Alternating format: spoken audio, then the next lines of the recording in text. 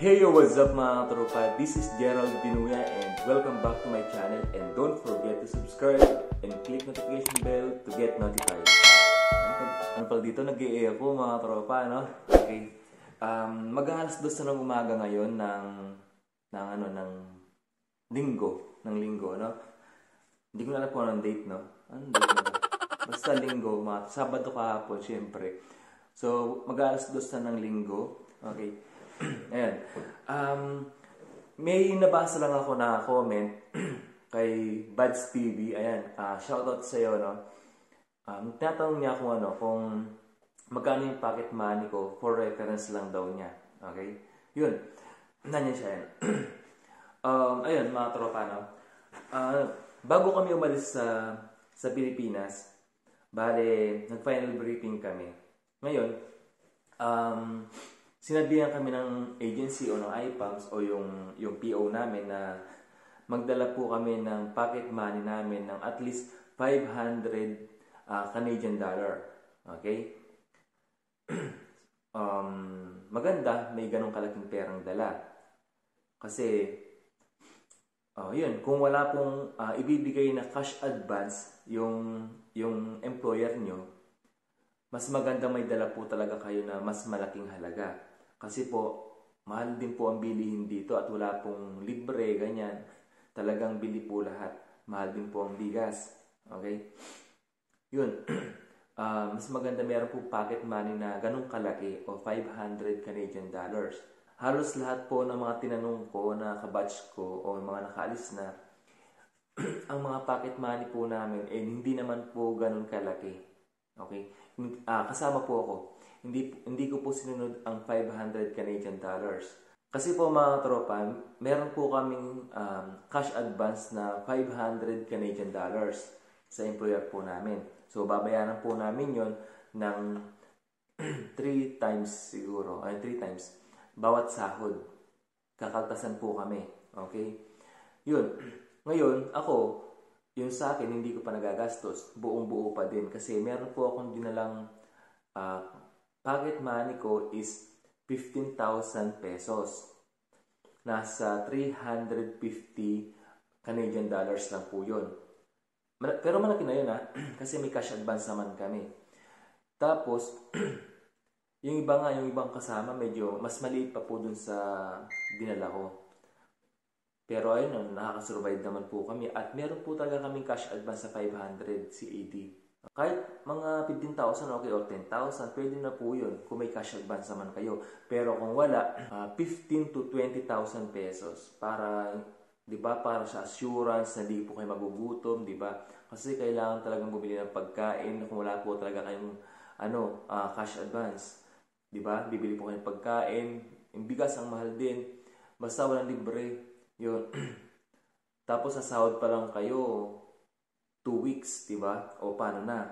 Paano kayo makakasurvive, di ba? Kaya kailangan may dala po talagang pera o pocket money, at least 15 to 20,000. Mga ganun. Yung 15,000, parang titipirin talaga yon. Pero mga 20, siguro pwede na.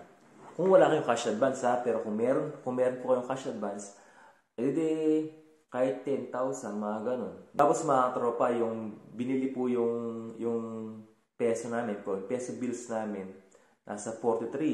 Ayun mga tropa, na ganun lang yung dala kong pera. 15,000 pesos, 350 Canadian dollars lang yan. Yun, pwede naman.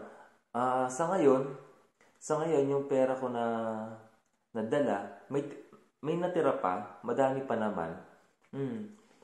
Meron pa yatang mahigit 100. Pero ay, mga 200 pa yung tira ko. 200 Canadian dollars pa yung natira ko kasi yung kasamaan ko, medyo hindi ko muna siya siningil kasi basta, tulungan lang, mga ganun lang. Yan. Tulungan lang kami. Tipid lang kami sa pagkain. So yung kasama ko, tipid lang din. Pero busog kami. Tipid na busog. Alam niyo yun? Mga ganun. Tapos mga tropa, kung napanood nyo yung mga previous vlogs ko na meron po kaming pagkain na nadatnan po dito sa apartment na naayos na po sa ref, sa pantry. Yun po ay binili po ng employer namin. Sabi, libre, pero hindi ko alam kung libre talaga. So, abang-abang po kami sa payslip namin kung kakaltasan po kami pati sa foods.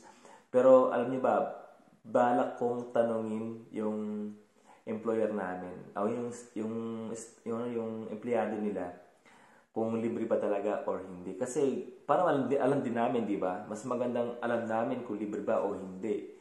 Di ba? Para alam namin kung anong kakaltasan sa amin sa sahod. Yun.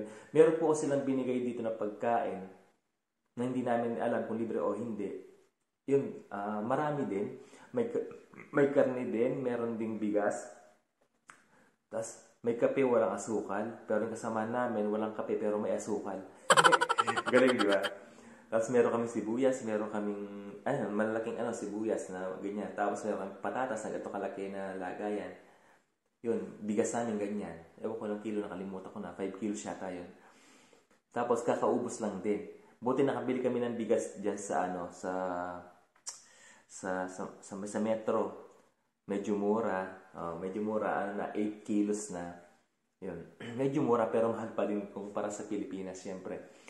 Tapos, yun. Kaya nakakasurvive po kami ng maayos at hindi po kami nahihirapan. Although, meron po kaming pocket money, may cash advance po kami. Hindi po kami nabibigatan, hindi po kami nahihirapan. Kasi po may pagkain po talagang binigay ang employer namin. Yun. Iko-confirm ko pa kung free yun o hindi. Kasi alam ko sa Canada walang free.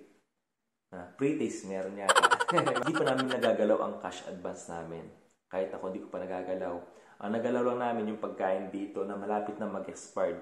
Yung tinapay dyan, ang dami. Sabi ko nga, kailangan ubusin na kasi baka mag-expired na.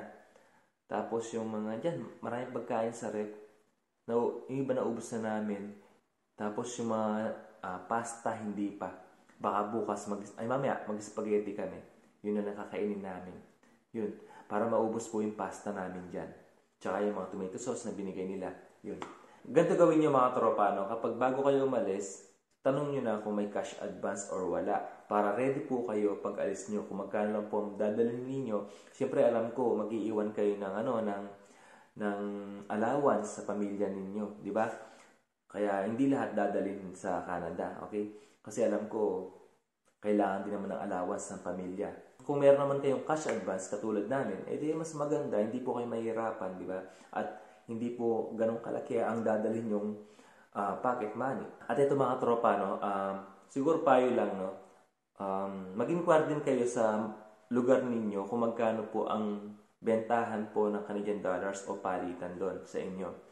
Kasi sa airport, 43 po ang palit sa amin. Kaya alin po ang mas maganda at mas okay sa di ba? Doon po tayo. Basta sa airport po mga tropa, noong April 11, 43 po ang bentahan o palitan. Yun. Para alam nyo lang po. At syempre mga tropa, hindi ko naman tatapusin ng vlog na to na hindi ko po sasabi sa inyo. Share to inspire, not to impress. Pray hard, it works, stay humble, and God bless po sa ating lahat. Bye-bye!